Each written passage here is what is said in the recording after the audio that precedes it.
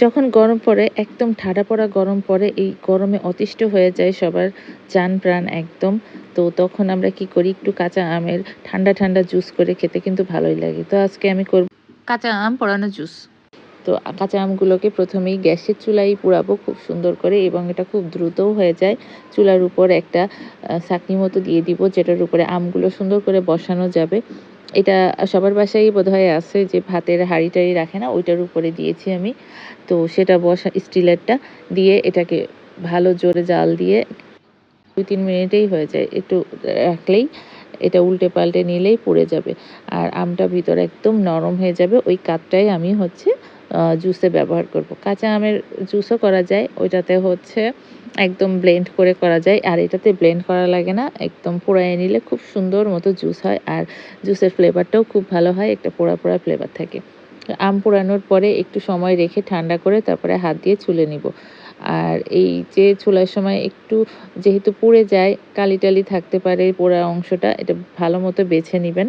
ভালো করে বেছে নিয়ে তারপরে এটাকে চিপে নিতে হবে। একদম পাকা আমের মতো নরম হয়ে যাবে। চিপে নিয়ে তারপরে একটা পাত্রে, যেটাতে আমি জুস বানাবো, সেটাতে দিয়ে দিচ্ছি। আর আপনারা এখন নিশ্চয়ই একটা সাউন্ড শুনতে পাচ্ছেন, বাইরে বৃষ্টি হচ্ছে। কারণ এটা আমি গতকাল করেছিলাম আর আজকেও রোদ ছিল। হঠাৎ করে ভয়েস ওভার দিচ্ছি, এমন সময় বৃষ্টি শুরু হয়ে গেল। কিচ্ছু করার নেই, এখনকার ওয়েদারই এরকম। এই রোদ, এই বৃষ্টি, আর যার ফলে কি হচ্ছে, ঠান্ডা লেগে যাচ্ছে বাচ্চাদেরও বড়দেরও। আমারও গলায় অলরেডি ঠান্ডা লেগে গেছে।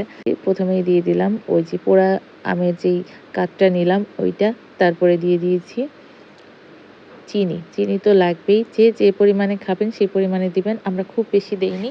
আর জুসটা আমি যেভাবে বানাচ্ছি এভাবে খেলে কিন্তু খুবই হেলদি, প্লাস হচ্ছে শরীরটা একদম ঠান্ডা হয়ে যাবে। আর একটা লেবু চাক করে গোল গোল করে পাতলা করে কেটে জগের ভিতর দিয়ে দিচ্ছি। এরপর দিয়ে দিব পুদিনা পাতা, তারপরে দিব বিট লবণ আর সামান্য একটু লবণ। লবণ কিন্তু এই গরমে জুসের সাথে একটু খাওয়া ভালো, তাহলে শরীর থেকে সব পানি বের হয়ে যাবে না। লবণটা কিন্তু আমাদের শরীরে পানি ধরে রাখতে সাহায্য করে। সেজন্য একটু বিট লবণ আর একটু সামান্য নরমাল লবণ দিয়ে দিলাম। এরপর দিয়ে দিব পুদিনা পাতা, পানি আর বরফ। তারপরে নাড়তে হবে, আর কিছু করা লাগবে না। ভালো করে নেড়ে মিশিয়ে ফেলবো। আর বরফটা, যারা খুব বেশি ঠান্ডা খেতে চান না, বরফটা অ্যাভয়েড করে ঠান্ডা পানি দিতে পারেন। তবে আমি বরফই দিয়েছি। আর জুস ঠান্ডা ঠান্ডা খেতেই ভালো লাগে, যেহেতু অনেক গরম ছিল। গরমে কিন্তু ঠান্ডা জুস খেতেই শান্তি লাগে।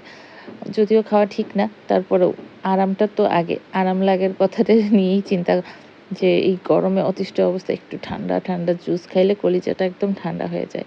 আর পুদিনা পাতা তো স্বাস্থ্যের জন্য খুবই উপকারী। তাছাড়া আমেও আছে ভিটামিন সি, ভিটামিন এ, তারপরে লেবুতে ভিটামিন সি আছে। কি বলবো, সবগুলো উপকারী উপাদান দিয়ে খুব মজা করে এই জুসটা বানিয়ে সবাইকে খাওয়াতে পারেন, নিজেও খেতে পারেন। এই গরমে সবারই মন প্রাণ ঠান্ডা হয়ে যাবে। যখন কলিজা ঠান্ডাটা হয়ে যাবে, সবার মন থেকে এমনিতেই দোয়া করবে। আর তখন আপনাদেরও ভালো লাগবে, যে খায় তারও ভালো লাগবে, যে খাওয়ায় তারও কিন্তু ভালো লাগে। যাই হোক, আমি কিছু বানাইলে সবাইকে খাওয়াতে পারলে কিন্তু আমার নিজেরও খুব শান্তি লাগে। এই তো প্রথম জুসটা আমিই খেয়ে নিলাম। সবাই ভালো থাকবেন, এভাবে জুস বানিয়ে খাবেন, আর এই গরমে সাবধানে থাকবেন। আল্লাহ হাফেজ।